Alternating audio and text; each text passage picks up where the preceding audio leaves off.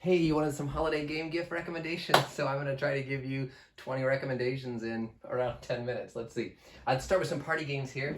This is one of my favorite party games. Think back to like Taboo or Charades when you have a bunch of people in the room and you just kind of break up into two teams. Wavelength is a game that'll let you do that. The box does the setup for you.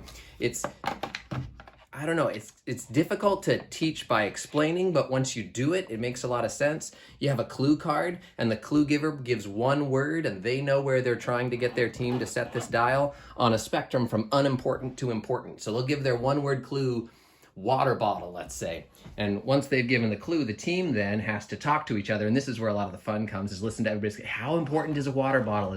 No, water is really important. I'm like, well, yeah, but in the scheme of the whole world, how important is a water bottle? Well, certainly not unimportant. I don't know, we'll put it about right here. And then the other team, who's been watching and laughing at them, gets to take a guess as to whether you overshot or undershot. And they might say, a water bottle's not that important. And then you have the big reveal moment where we find out how important was a water bottle to that person. Oh, you got 2 points. But the other team stole a point because the 4 was a little to the left, and every once in a while you just nail it, and it's a great feeling. So generates a lot of great discussions among the group. Everybody's kind of participating at the same time. The next person, closes the shield, spins it up, and then they secretly peek to figure out where they're going to have to give their clue on a different spectrum from worst living person to greatest living person. Obviously, you get some fun clues with that.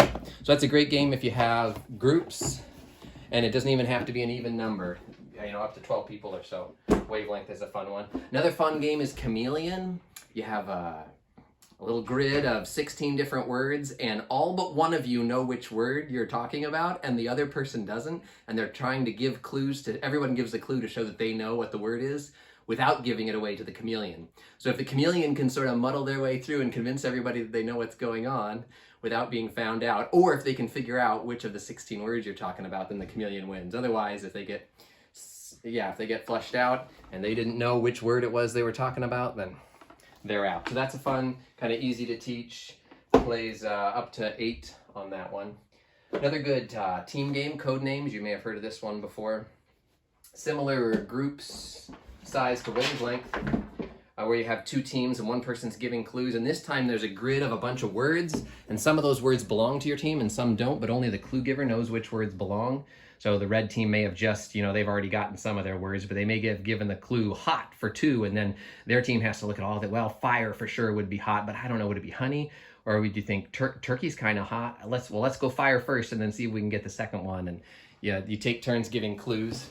Codenames Pictures is actually my favorite variant on that. It uses pictures instead of words, and the pictures are kind of bizarre, but it gives you kind of more entries into the picture if you're not a word person or if you're playing with younger kids. If you're moving down to more like 6-player range, a great option for puzzlers is Railroad Inc. So in this one, it's a roll and write. So you're going to have a board. Everyone gets their own railroad board. And then there's a set of dice that are rolled that have these kind of sides on them with roads and rails.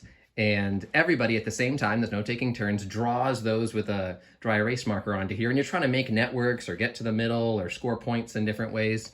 And so it's really easy to teach. You just roll the dice and say, hey, draw these on there. Here's what you're trying to do.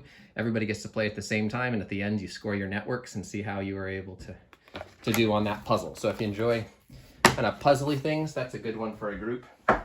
Another good one for groups up to 6 is Deep Sea Adventure. This one's super small. And this is an interesting, sort of semi-cooperative. Everybody is on the same submarine, and you're all diving down to deeper and more valuable treasure. But as soon as you pick up a piece of treasure, you start using the sub's oxygen, and everybody has the same oxygen supply. So there's this kind of mad rush that occurs, and hey, don't grab that, let's go a little deeper, or everybody's trying, someone just goes down a little one, grabs one, and goes back up on the sub. And so you're trying to get down, get valuable treasure, and get back on. You play it over 3 rounds. And it's an interesting tension because it's simple to teach, but if there's someone in there that's really all about strategy, they don't feel like they're playing a super simple game. They're trying to outthink everybody, and the rest of us are just grabbing our stuff and running and making them mad. Camel Up is another great one for groups up to 8.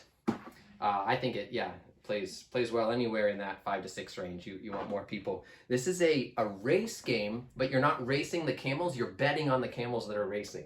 So there's a pyramid in the middle of the board that has colored dice in it, and those dice over the course of the game get rolled out or around, and then the camels go that however far the dice indicates, anywhere from 1 to 3, but they kind of stack up on each other and carry each other, and you can make midterm bets on who's going to be ahead once 5 dice comes out, or you can kind of bet on who's going to win the whole race, and then something crazy happens and the backwards camel picks somebody up and they all get stacked up and you don't know who's going to win, and yeah, you have that great like oh moment at the end when the final camel crosses the line. You count up your money and see who made the most betting on crazy camels. Skulls is another easy to teach, plays up to 6. You have these little coasters and everybody puts one in face down, and you may have put in one of your 3 flowers, or you may have put in your skull. And everybody's, maybe kind of adds for a while, and someone says, I can flip over 4 flowers, and the bidding starts. And I can flip over 5, I can flip over 6. And you start with your own flowers, so you had to not have played a skull in order to bid effectively. And then you start flipping over other people's, and if you can get that many flowers, you get a point. 2 points wins. But what inevitably happens is you hit somebody's skull and then you lose one of your 4 coasters. And when you lose your 4th coaster, you're out. So that has a lot of fun, kind of bluffing moments to it. So Clever is probably the newest game I have up here. This is going to be similar in that clue giving vein of wavelength and code names, but smaller group size, plays to 6 if you've played just one. It's a similar aspect to it. It's kind of cooperative, so you're giving clues to try to help other people, and you can keep score, but most people it's just for the fun of it. But the novel part on this one is that the clues you give have to connect 2 words on your Clover board. So you'll have a board, and you will have randomly drawn 4 cards onto it, and you take your dry erase pen and try to give a clue that's going to connect broom and wheat. So maybe you'd go with straw or something like that. And then you give a clue to try to connect museum and architecture. I don't know, column, who knows. Family and lazy, maybe there's a member of your family you want to put there. And then stocks and saber, who knows what you're going to do for that. Once you have all your clues on, you take these off and just stack them up in the middle of your board. And then during the guessing phase of the game, the rest of the team is going to pick up this set of words and try to put them on here using the clues that you've given. And in the standard version, you actually add a card to this. So there's one in there that doesn't belong at all. You can play it without that for the first round just to get people to understand. But it has some, that's a fun one, and when you're all working together for people who enjoy word games. On the 2-player vein, the All Creatures Big and Small is a fun worker placement game, plays over the course of about a half an hour. You're building pretty little farms and putting animals in them. It's a little bit harder to get, but it's it has a nice aesthetic to it. You get to watch the fences go up and put things in your pastures, and you're constantly rearranging which animals are in which pens to maximize it. You score it all at the end. There's a larger version of this for 4 or more called Agricola, if you try this and enjoy it or can't get a hold of this one. Another 2-player game would be Patchwork. I don't have this one because nobody will play with me, but it's my favorite 2-player game, and you have these polyomino patchwork tiles, kind of like Tetris pieces, and you're drafting them out of this circle and putting them onto your 9x9 quilt, and you're trying to fit them all together to make the good score for your quilt. But the kind of the better pieces move you further around this rondelle for play. So if you take a big piece, it might not be your turn again for a while. The other person might get to take a couple pieces, but the pieces also have buttons on them, and every time you pass a line, you get to score your buttons, and then you earn buttons and buy more expensive pieces, and it's a really good balance for a 2-player game, especially if you like that Tetris kind of puzzly bit. The 4-player version of that is Nova Luna. So this has a similar drafting mechanic, but in this one you're working on tiles.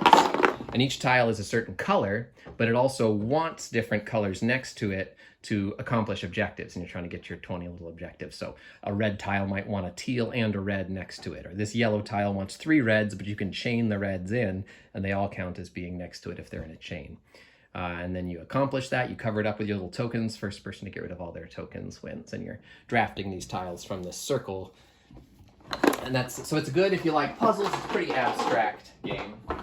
Also in the 2-player line, a trick-taking game. If you enjoy trick-taking, Fox in the Forest. I don't know anything about it, so I'll give it to somebody for Christmas. We'll find out if it's a good trick-taking game, but it has seen some good reviews. Probably my favorite trick-taking game would be The Crew. It's also cooperative, so especially if you have people in your circle that have played games like Bridge or pinochle, and so they have an idea of what that looks like. This the crew has 4 colors, like suits, 1 through 9, and then a 5th of rocket cards, 1 through 4, that are the trump. And you're all dealt out, the whole deck, but then you do missions. So there's a logbook, and it's mission number 1. This is your training run, and it gives you assignments. And maybe he needs to take the green 4, and you need to take the pink 7, and he needs to take the blue 9, or something like that. So as you play, you're trying to help other people get the cards they want, but you can communicate about one of your cards per hand. If it's your highest card, your lowest card, or your only card of that color, you can communicate about it to sort of let other people know. So you're trying to figure out what do they need to know in order for us to accomplish this, and when should I tell them? And it's 5 minutes. If you did it, great, check off mission 1, give yourself a score, move to mission 2. If not, you can try it again. It's a fun, quick playing, trick-taking card game. There's also the crew, that's the crew, a mission for Planet X. There's also an underwater version of the crew that came out that's slightly different, but I've heard is also good. Ganchon Clever, this would be a good 4-player game. That's also, the Nova Luna would be a 4-player game. This is a roll and write. So if you know people that enjoyed Yahtzee, kind of where you roll and then we get to roll up to 3 times, that style. This one you're rolling, and each time you pick 1 die out to score on a little tear-off sheet that you have, and you're trying to put it in either the green color section or the orange color section. There's 6 different colored dice, and there's different ways to score within that. And then when you're all done, everybody else gets to pick from among the 3 dice that are left and score one of those on their sheet. So it's kind of a puzzly, what color do I go for? How do I score? Also plays well solo if you just enjoy something like that. So those are some of the lighter or part of your size. Some of the, if you're looking for something a little more strategic, for 4 players, Tiny Towns is a great option. This is a puzzly one. So everybody has a 4x4 board, and different resources come up, and people are calling out wheat or brick, and then everybody puts a brick on. So you're playing simultaneously. It's nice. There's no turn taking on this one. But then as soon as you get your resources on in a pattern that matches one of the buildings, you get to replace it with the building, which will help you score, but it also takes up space on your board. And so the space in your town gets smaller and smaller as you try to puzzle this thing out and play in your town. Fun for up to 4, actually plays 1 to 6. I would recommend it at the 3 to 5. 4 up to 4 players, Taverns of Tiefenthal is a good one. This is kind of a little more off the beaten path on themed style. You have a bar that you're running, so a tavern as it were.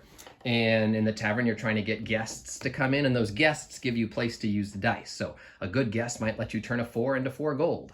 And then you draft dice off of these coasters. Everybody rolls their dice, and you take turns picking dice, and you place them on. You're trying to earn beer to recruit more guests. You're earning gold to upgrade your tavern, maybe get more servers in so you have more dice to use. Add these noble guests, which score big points over the course of 8 rounds. So that one's going to play in closer to an hour. But a good kind of thinky puzzle. You feel like you're building something on that one. A prettier game, Wingspan, has received much acclaim. It's been out for a couple years now and has been quite successful. It has a couple expansions. This has 170 beautiful bird cards with Audubon illustrations on them, and little flavor text to tell you a little bit about the bird. And you're collecting these birds into your aviary.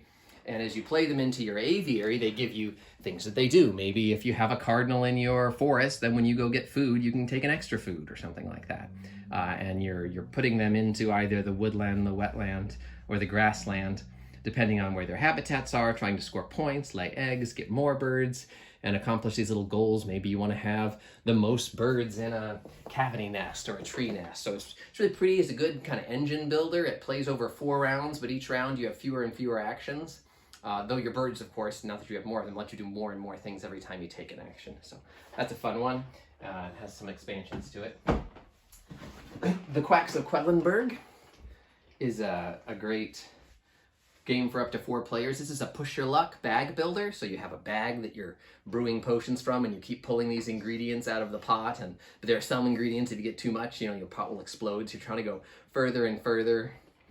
Get your pot more and more full every round. And every round you buy more ingredients to put in your bag. And then there's the pulling phase. And this is a good one for if you enjoy games and have friends that maybe don't, things are a little more don't really get into how complicated games are. This one really only has 2 decision points, right? When do I stop pulling from the bag and what am I going to buy? And as long as there's someone there who understands the rest of the rules to sort of keep track of it and the rounds moving, people can enjoy this one, and has a good catch-up mechanism. You know, if you're further behind, your pot's going to start a little more full than other people. And there's a kind of a luck aspect to it, so nobody feels like they really did poorly. But for people that do enjoy the strategy, how do I build my pot? What kind of things do I put in there that work well together? And should I keep going, or is my pot going to explode? Good tensions for up to 4 players in the Quacks of Quedlinburg. And then have to throw in my favorite game if you're looking for something that has a lot more strategy and quite a bit of fun. Galaxy Trucker. This is the anniversary edition. You would not need to get this. Just the base game, Galaxy Trucker. There's a kind of a puzzle tile building portion to it where you're putting your ship together, putting on cabins and cargo space and some lasers and engines, and trying to build a ship out of these junk parts that is going to get through space. And then you all fly your ships through space, and meteors come, and maybe you shoot them, and maybe they knock a tile off of your ship, and your ship slowly gets smaller and smaller, and you're trying to get all the way through the deck. And over the course of the 3 rounds, you build progressively larger ships. You get a board that has more space on it, and you're trying to make money as you truck through the galaxy, but really it's about just laughing as your ships fall apart. So this is a good one, again, for people who like to be able to have some control strategy, feel like they did something, but at the same time really just want to laugh with your friends as your ship explodes. It's Galaxy Trucker. And that one has some really solid game size expansions to it if you get into the base game. Lots of places to go. Those are my holiday recommendations. Hope you get the game that makes your family happy these holidays.